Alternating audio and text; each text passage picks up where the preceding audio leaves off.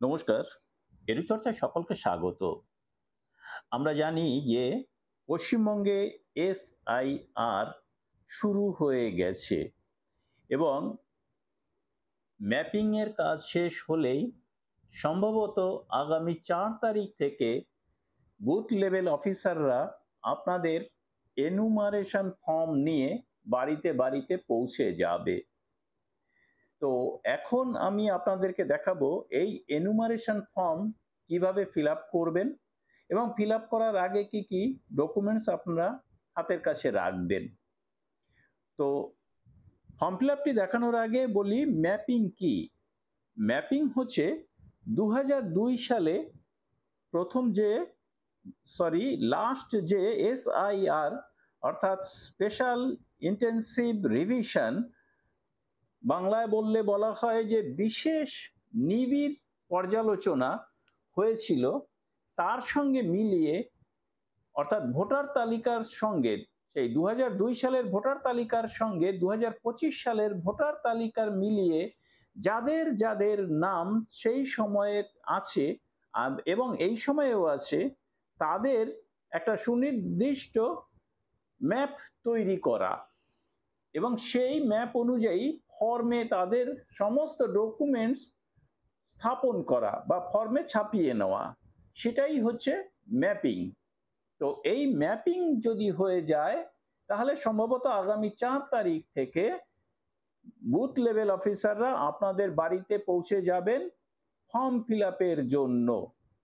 আপনারা এই যে দেখতে পাচ্ছেন স্ক্রিনের উপরে ফর্ম, এরকম একটি ফর্ম নিয়ে কিন্তু যাবে। একটি নয়, দুটি ফর্ম নিয়ে যাবে। একটি ফর্ম ফিল আপ করার পর আপনারা বিএলওকে দিয়ে দেবেন, আরেকটি ফর্ম রিসিভ কপি আপনি রেখে দেবেন। তো এই ফর্ম ফিল আপের আগে কয়েকটি জিনিস কিন্তু আপনাদের হাতের কাছে রাখতে হবে। প্রথমে বলে রাখি যে ২০০২ সালের ভোটার লিস্টে যাদের যাদের নাম আছে এবং ২০২৫ সালের ভোটার লিস্টেও যাদের নাম আছে, তাদের অন্য কোনো ডকুমেন্টস রাখতে হবে না। শুধু ২০০২ সালের যে ভোটার লিস্টের যে পাতায় আপনার নামটি আছে সেই পাতাটির একটি জেরক্স কপি রেখে দেবেন। তো দুটো কপি রেখে দিলেই ভালো, জুড়ে দেবেন, একটি দিয়ে দেবেন, একটি নিজের কাছে রেখে দেবেন, আর একটি বর্তমানের রঙিন ছবি রেখে দেবেন।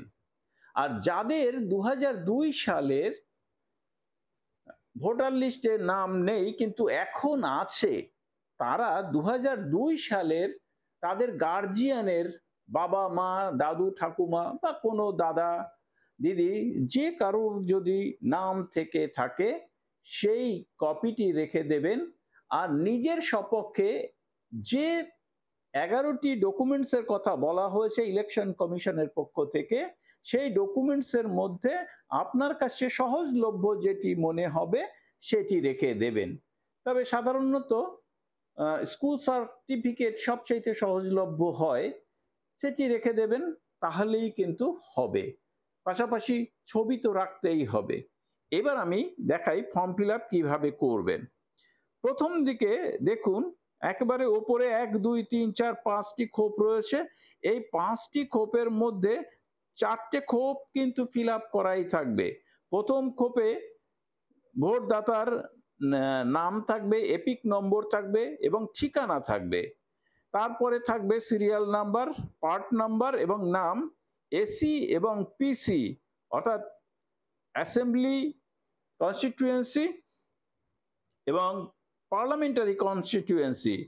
বাংলায় বললে বলা হয় যে বিধানসভা এবং লোকসভার এবং স্টেট কোন রাজ্য সেটা ছাপানো থাকবে। তারপরে একটি কিউআর কোড থাকবে যার মধ্যে সমস্তটা সংক্ষিপ্ত আকারে রেখে দেয়া হয়। আর ২০০২ সালের যে ভোটার লিস্টের ছবিটা রয়েছে সেই ছবিটা এখানে প্রিন্টেড থাকবে। আর তার শেষের দিকে দেখুন পেস্ট কারেন্ট ফটো।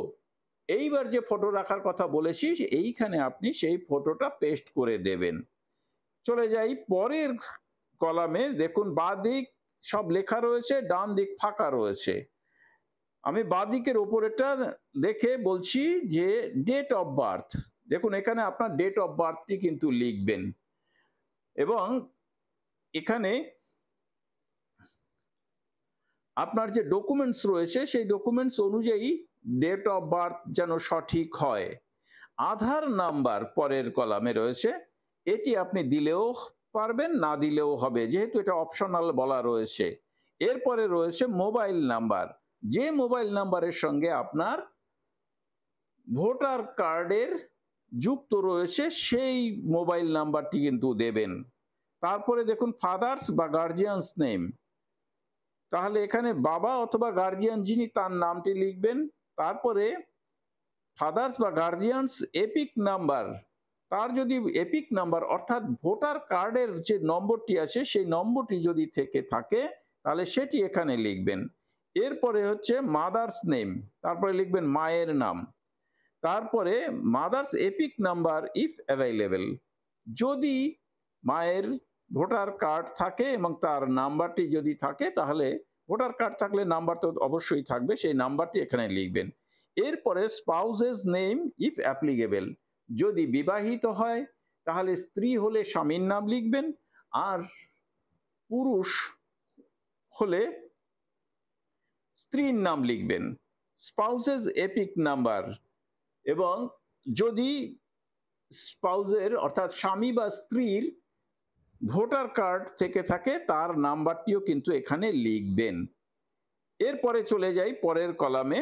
দেখুন এখানে details of the electors in this electoral role of the last SIR, অর্থাৎ 2002 সালের যে বর্ণনা সেটি কিন্তু আপনার এখানে দিতে হবে।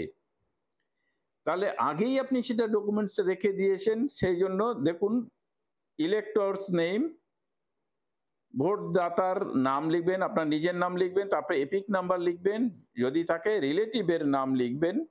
এবার রিলেটিভের বাবা মা বা দাদা ভাই যার সঙ্গে যার নাম প্রয়োজন হবে বা আপনার অ্যাভেলেবেল হবে সেটা লিখবেন। বাবার নাম হলে বাবার নাম, মার নাম হলে মার নাম, বা দাদা দিদি দাদু ঠাকুমা যার নাম হবে এখানে লিখবেন। তারপরে রিলেশনশিপটা কিন্তু এখানে লিখে দেবেন, তার সঙ্গে সম্পর্ক কি সেটা লিখবেন। এরপরে লিখবেন ডিস্ট্রিক্ট, অর্থাৎ কোন জেলায় আপনি থাকেন, তারপরে লিখবেন কোন রাজ্যে আপনি থাকেন, তারপরে লিখবেন এসি নেম অর্থাৎ অ্যাসেম্বলি কনস্টিটিউয়েন্সি, বিধানসভার নাম। তারপরে দেখুন এসি নাম্বার, বিধানসভার একটি নাম্বার থাকবে, সেই নাম্বারটি লিখবেন এবং ওই দেখুন ভোটার লিস্টের পাতাতেই সেটি রয়েছে। তারপরে পার্ট নাম্বার থাকবে সেটা লিখবেন, তারপরে সিরিয়াল নাম্বার যা আছে সেটা লিখবেন। এরপরে দেখুন ডান দিকে details of the relative whose name is given in the previous column in the last SIR, এই যে আগের কলামে যেটি রয়েছে তার নাম লিখবেন, তার এপিক নাম্বার লিখবেন এখানে, এরপরে রিলেটিভের নামটিও লিখবেন কিন্তু। এরপরে তার রিলেশনশিপটা লিখবেন, যে লাস্ট SIR এ যে নামটি ছিল, তারপরে ডিস্ট্রিক্ট, স্টেট আর বিধানসভা এসি নেম, আর এখানেও সেই একই রকম এসি নাম্বারটা দেবেন, পার্ট নাম্বার দেবেন, সিরিয়াল নাম্বার দেবেন। সবশেষে দেখুন তিনটে ঘোষণা রয়েছে এবং সেই ঘোষণা করে আপনি নিচে সই করবেন অথবা টিপছাপ দেবেন, অথবা বাড়ির কেউ আপনার হয়ে যিনি এই ফর্ম ফিল আপ করছেন তিনি সই করবেন বা টিপছাপ দেবেন। আর শেষে BLO যিনি আছেন তিনি একটি ঘোষণা দেবেন যে হ্যাঁ এগুলো আমি সমস্ত পরীক্ষা করে দেখেছি, তারপরে তিনি শেষে সই করবেন। তো ঘোষণাটি কি 1 2 3 সেখানে বলা রয়েছে। 1 নম্বরে যে আমি বিদেশের বা অন্য কোনো দেশের নাগরিক নই। 2 আমার এই রাজ্যে ভোটার তালিকায় নাম আছে, অন্য কোনো রাজ্যে ভোটার তালিকায় নাম নেই। আর 3 নম্বরে আমি যে সমস্ত ডকুমেন্টস দিয়েছি সেটা জ্ঞান মতে সত্য, যদি কোনো ভুল হয় সেই জন্য যা শাস্তি প্রাপ্য আমি তা নিতে রাজি আছি, এই বলে সই করতে হবে। তো যাই হোক, আশা করছি যে এরপরে ফর্ম ফিল আপ করতে আর কোনো অসুবিধা হবে না। সকলকে ধন্যবাদ জানিয়ে শেষ করছি। ভালো থাকবেন, সুস্থ থাকবেন।